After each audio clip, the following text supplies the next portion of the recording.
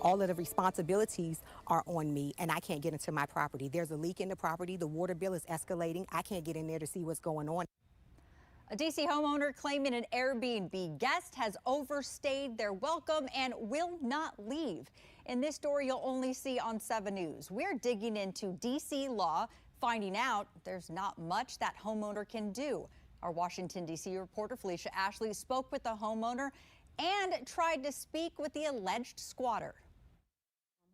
The alleged squatter originally got into the home through Airbnb, claiming that her apartment caught fire and it needed time to get repairs. Now that was back in February. Roshane Douglas says she didn't know she was opening her life up to a nightmare when she accepted Shadija Romero's Airbnb reservation almost 10 months ago.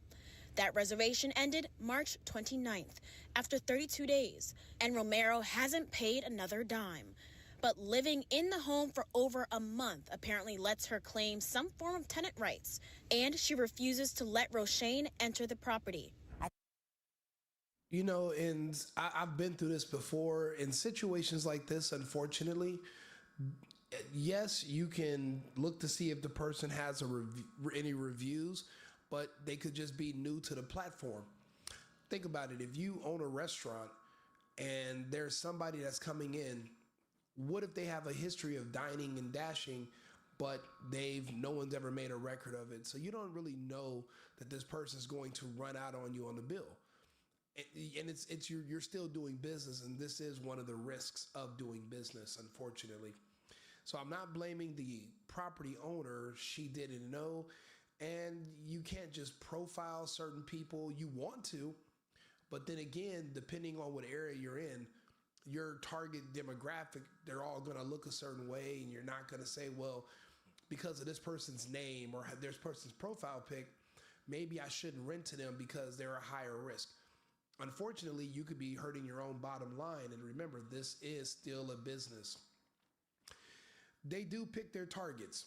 You got to keep in mind, this person paid for 30 days. You should never accept a 30-day reservation, because if they stay that long, then depending on the municipality, they can claim squatters' rights. And then you're screwed. You're going to call the police. When the police show up, they're going to say this is a civil matter and there's nothing we can do, and then their hands are tied. But you're still on the hook for the mortgage, and you can't turn off any of the utilities, or they can sue you, and the police you can actually get charged for that in some places. It's unfortunate, but I used to own probably about 30 Airbnbs back in LA. Matter of fact, my Airbnb, because I own a corporate housing business. I work in tech, but my specialty is housing. My business, my Airbnbs went from Los Angeles and California, all throughout California, to Arizona, Nevada, Texas, Florida, etc. But for California, because of the laws, I had to be there. The reason I'm there is because they would speak to my girlfriend via the app. But when it's time to check in, I'm the person that's going to show up and turn over the keys. They need to know that if you break, if you steal, or if you try to squat, I'm the person that's coming back. I'm not a little dude in person. This is going to be a problem. You have to let them know, without saying any threatening words, that there is a risk of great bodily harm and danger to them if they try to steal your property. But you have to say it without verbally saying it and being threatening. So that's where I would come in. These are my investments, and I couldn't just call the police. There's no stand your ground in California. There's no castle doctrine. And I did better than most. Now, there were times when I was out of town and everything had been going so smooth for so long, I thought that I could just relax. And there was like some transgender person that booked my place only for 2 weeks. They check out, allegedly. So they were supposed to check out. I have my cleaning crew go in there to clean. Then all of a sudden, this man with breasts shows back up with his 2 dogs, saying that no, he extended the reservation. Now, I'm out of town at the time. I'm not in the state. I had to fly all the way back to California. And this is the options you have to know you have. Now, you can find some people that are aggressive. And what you do is you create a lease for them. They call the police. They go to your place. They tell the police that they have a lease, and the people inside are locking them out. Now, the squatter has a squatter, except the squatter they have is someone with you. Now, these squatters do not want to let them in the house. They can't legally lock them out the same way you can't legally lock them out. And that's how you get around it. So you get in there and you and your friends, you guys don't say a word. You just sit there and you stare at the squatters. Sometimes they have their pets. Sometimes they have kids. Sometimes they have other people with them. Doesn't matter. Are you going to let them steal from you? Who are you more worried about, your bottom line or theirs? And you guys just sit there and you let them know it's going to get dark soon. And once it gets dark in here, things are going to get really, really weird. That's going to give them a little bit of foreshadowing of what's to come in the middle of the night. They're not going to be able to sleep comfortably, one eye open. They're not going to be able to use the kitchen, the bathroom, and they can't keep calling the police all damn night. They're not going to want to cohabitate with strangers. It's crazy. These squatters and these criminals, they're very particular people. And you give it a day or two with a couple of gangbangers, a couple of brothers in there like me, just standing around looking at them, drooling. Then they will pack up and they will relocate to another property that is less headache, because it's a stalemate for the law. It's a civil matter. If you call them about me squatting, even if you're a squatter yourself, there's nothing nobody could do. Or you hire somebody that's going to just take out the trash and do the dirty work. That's your other option. Other than that, you're pretty much just going to lose your money. You're going to lose your property. These people will check out of your house and steal your TVs too.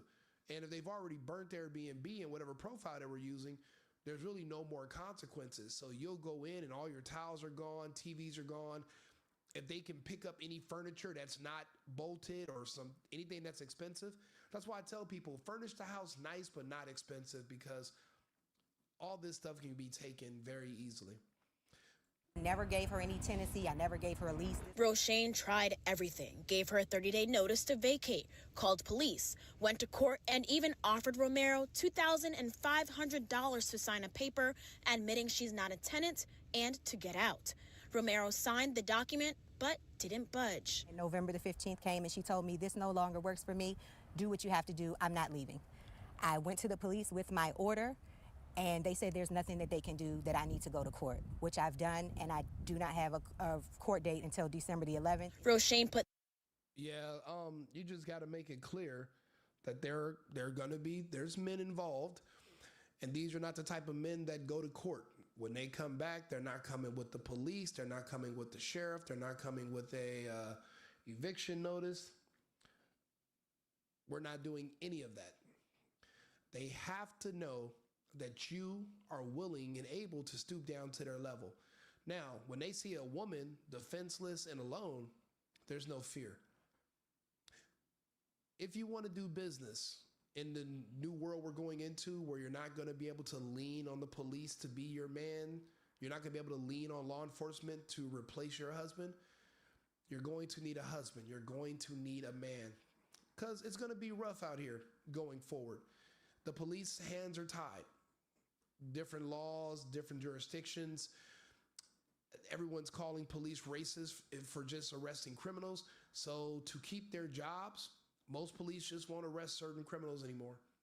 So they'll show up after the fact and do the paperwork. But in the midst of it, if the person who's attacking you, or if anybody involves black, the police are not coming, because they don't want to be sued and lose their job for just doing a simple arrest on a black person who's a criminal. So they're just opting out of it now, and it's just up to the public to kind of police ourselves going forward. This sign up on her home so police and the neighbors would know Romero was not authorized to be there. A sign Romero covered with a sheet. I need police assistance. I was there when police helped Roshane cut it down, while Romero hid inside. It's shocking to me that you would abuse a system like that. While all this is going on, Romero's social media shows her living her best life on trips. Cartwheel. And promoting her nonprofit. And Roshane is left paying thousands in attorney fees, the mortgage, and utilities for a home she can't even enter. I tried to get some answers from Romero, who was clearly inside the home, but she never came to the door. When a person walked out to her car, they didn't want to talk to us either. Roshane is waiting now for her court date next week, where she's hoping the judge's decision will allow U.S. Marshals to force her unwanted guest out once and for all.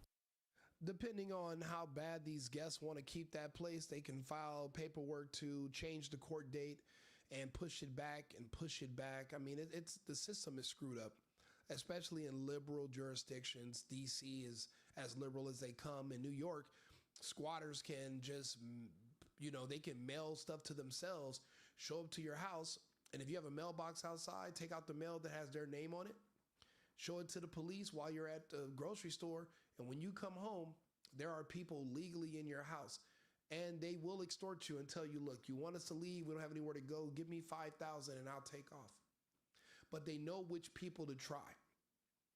If they think that you're hyper violent, if they think that you're dangerous, they're not as dumb as they seem. They are going to think about it and say, well, is this worth me getting gravely injured or possibly passing away, attempting to take this person's property?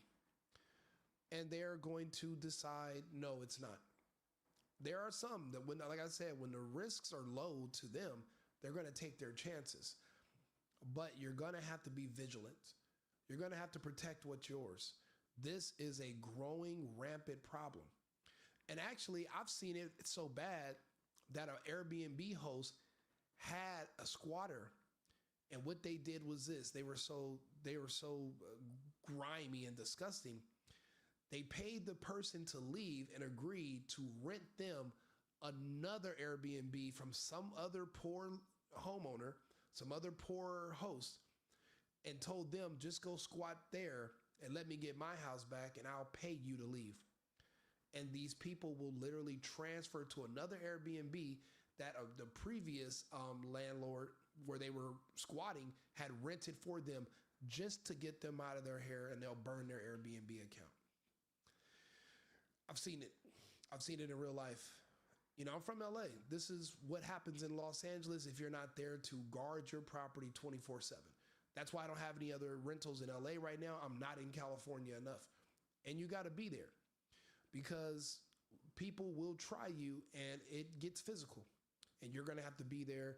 No one's going to care about your property or protect your belongings better than you. And that's just how it goes.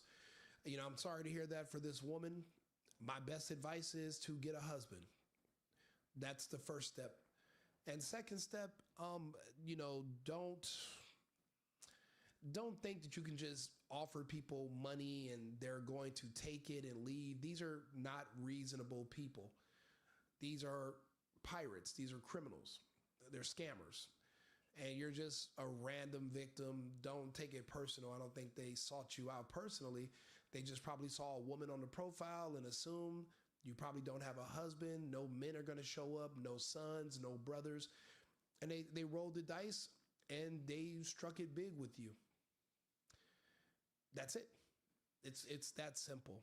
And for them, it's a business. They go 6-7 months at one property, 6-7 months at another. That's a whole year of free rent.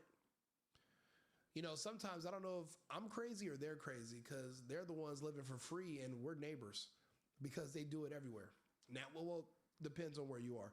They can't do it in Texas or Florida because there is castle doctrine.